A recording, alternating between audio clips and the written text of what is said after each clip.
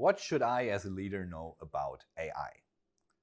Probably a question that I've heard many times this year, especially this year. It's 2023.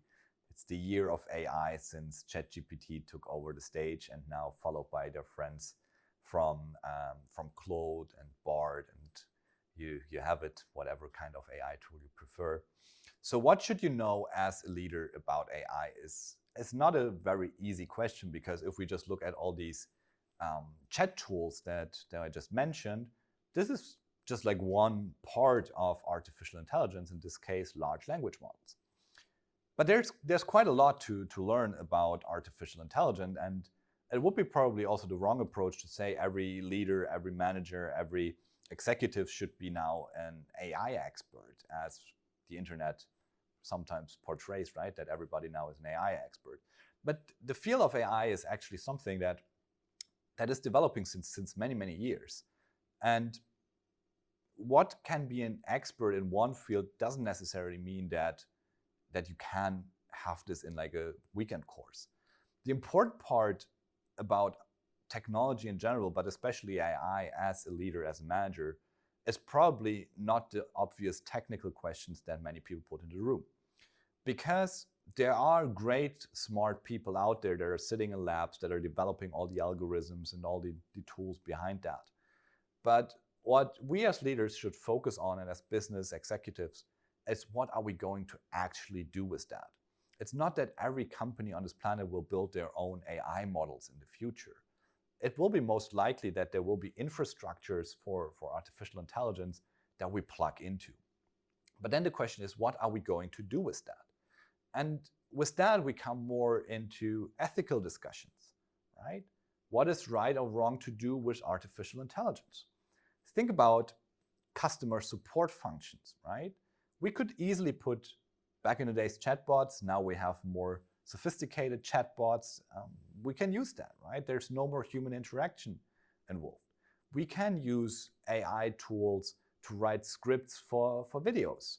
We could use AI tools to write our homework, right? We could use that then to also produce videos like that. It doesn't really require me anymore being physically sitting here on the sofa on the apps campus to record this video. There is also like options out there to create a digital version of myself in this case, or someone else, write a nice script using ChatGPT or whatever kind of tool you prefer, putting this all together and creating a fully non-human interacted video lecture. All possible. Question is, do we want to do this? Maybe. I don't know. We will see what the future unfolds. But how will this lead to new organizational structures in the end? Think about it. If you have, for example, an AI tool in place to do your procurement negotiation with your suppliers, what if your supplier then also says, okay, if they are using an AI tool that is negotiating with me, why don't I build my own AI tool that negotiates with their AI tool? And all of a sudden, we have negotiations between two companies fully facilitated by two AI tools without any human being involved at all.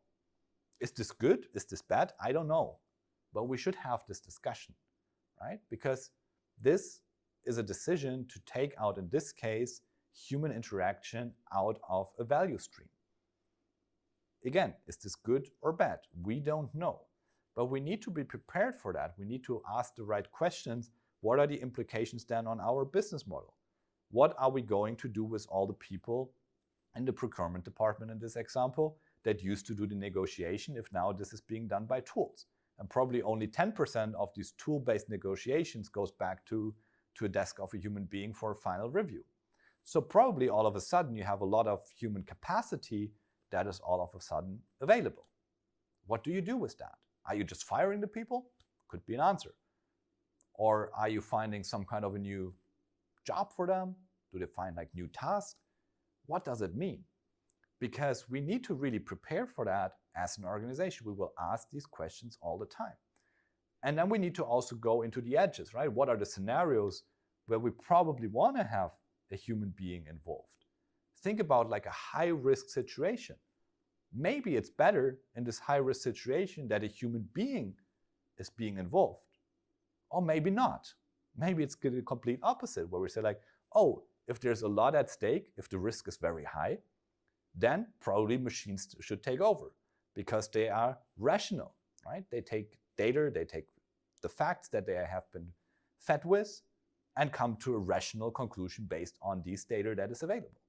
A human being probably has a more emotional process to that, right? Probably takes some kind of different approach that is more aligned with their individual ethical proposition. So maybe it makes sense to say like, oh, in high-risk situations, we take machines or AI tools. In low-risk situations, we take human beings, or vice versa. I don't know the answer to that. Probably you don't know the answer either. But we need to have these discussions. And that's why we not need to understand all the technological nitty-gritty and details of artificial intelligence as a leader, as an executive, as a manager. But we need to understand what these nitty-gritties imply for our world. What will that mean for us in the organization? What will this mean for our own work? And what will this mean for the work and the environment around us? That are the questions that we really need to ask as leaders and that we really need to dive into when we talk about AI. It's not only about the tech. The tech is the smallest part. Someone else will figure that out. But we need to really building on this implication level for the organization, for the human beings, and for the business.